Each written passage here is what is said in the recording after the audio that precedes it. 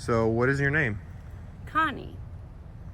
Where are you from? I'm from New Orleans, Louisiana. What do you do for a living? I drive a van. I'm mostly retired. What is your favorite thing about New Orleans? The food. Love the food. All sorts of food. What future do you see for the city? For the city, I'm hoping that they're going to get it fixed up pretty good. We have the Super Bowl coming in 2025, so they are trying to better it. Are you or the general public concerned about the city's vulnerability to flooding in the future? Yes, we all are. If you could change one thing about the city of New Orleans, what would you change? No driving in the French Quarter. Amen. Yeah. Do you think the government of Louisiana failed the people of New Orleans and southern Louisiana? No, I don't. How do you think this problem could be solved? Examples: evacuation, corruption, fixing corruption, or better education? A little of all. And do you think New Orleans can be saved? Definitely. What's your favorite thing about the city of New Orleans? Oh, good. That's a good question. I've been here a long time. I guess I don't really know. I can't really put an eye on. What do you trying to? I mean, what do you want to know? What's my favorite thing? Or? Like, what does this city mean to you? Oh, city itself. Get rid of crime. That's the first thing. I work for criminal courts 1 day a week. I do mental work for the veterans over there. And when did you serve? Vietnam, 1968, 69. Won the Alright. Silver Star in Vietnam. And if you had one message to the government of Louisiana, what would it be? Get together and try to make it a better city than what it is. Are you concerned about the future of the city? No, I was born and raised in Detroit. Unless the Detroit Lions come here and win for the first time in the Super Bowl, that'd be different. Where are you from? I'm from Durham, North Carolina. I'm filming a documentary about New Orleans. Okay. Let me. You see around here? Mm-hmm.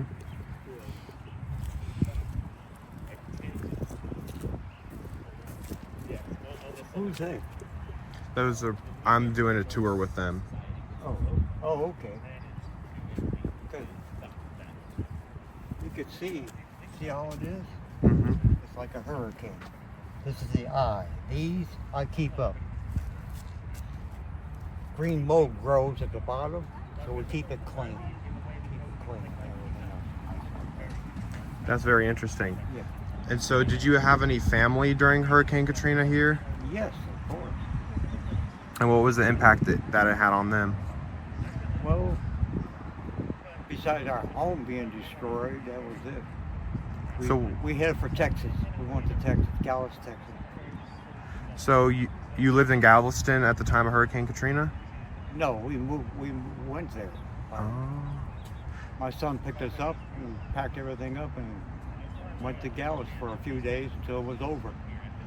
So what part of New Orleans are you guys from? Carrollton Avenue, South Carrollton Avenue, uptown. All right, thank you very much. What is your favorite thing about New Orleans? It's my home. It's right. The best part of any journey is the trip home, and that's doubly so here. My favorite thing about it is that it's where I live. It's where I sustain myself. It's where I belong. And what future do you see for the city? Well, I see a lot more visitors coming in the future than have ever come in the past. You know, it's one of America's favorite places to visit and have a good time and eat good food and drink good drinks and live even a small part of the good life. You know? So I think more of the good life, if anything, is what lies ahead. Are you or the general public concerned about the city's vulnerability to flooding? Yes. I mean, to a rational degree. Yeah. I mean, it's certainly something we encounter frequently. It rains here a lot, so fighting off floodwaters is not anything uncommon. And if the flood system for some reason isn't working particularly well, and some neighborhoods get flooded in the summertime, this puts pressure on politicians and other things. So yeah, it remains near the top of civic concerns among most people, I would say. If you could change one thing about the city, what would you change? Oh wow, one. I would hope to see that city government be better resourced than it is. I think that there's too much poverty here, and I think that much of that poverty is really unnecessary, and that their resources are available to lift more people out of poverty than have been done in the past, but those resources have to be made available. So I would prefer that we did a better job of confronting poverty using public resources. And how do you think the problem with the future of New Orleans in terms of flooding and natural disasters can be solved, or at least made better? Well, by the judicious application of principles of engineering, science, and technology, that will, hopefully at the very least, give us all realistic and usable, functional expectations about these things, and in ways to adapt to the risk. You can't eliminate the risk, but you can adapt to it. And I think more adaptive approaches. In other words, let's really talk about how we move people out of harm's way. Let's talk about how we harden buildings. And by the way, that's really happening. I mean, those conversations are being had. So I think simply realistic expectations are probably the best thing that people can be armed with when they face the possibility of disaster in any situation.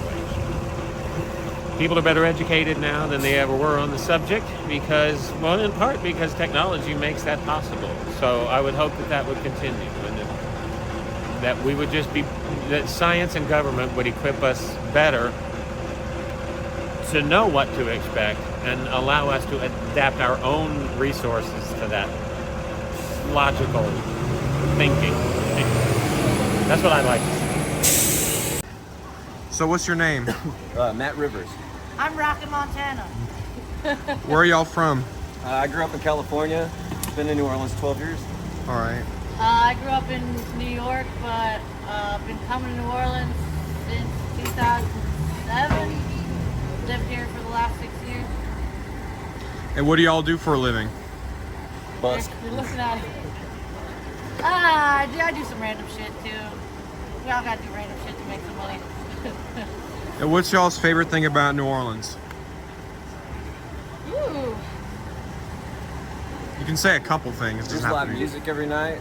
Yeah. Lots of dancing. A lot of community. All the weirdos are here, you know. Good place to be if you're a weirdo. And what future do you see for the city? Probably gonna be underwater in 40 years. Atlantis. Yeah, I don't know. With the way the city is run by the people upstairs, it's not looking very good. That kind of goes to my next question. Are you or the general public in New Orleans very concerned about the city's vulnerability to flooding in the future? Oh yeah. Yeah, definitely. Do you blame anyone for the lack of funding or action that the state of Louisiana has provided? I think it goes all the way up to the top. Yep, here they are. If you could change, and we're almost done here. If you could change one of the thing about the city, what would you change? Definitely. Go ahead, you go. Government. Yeah.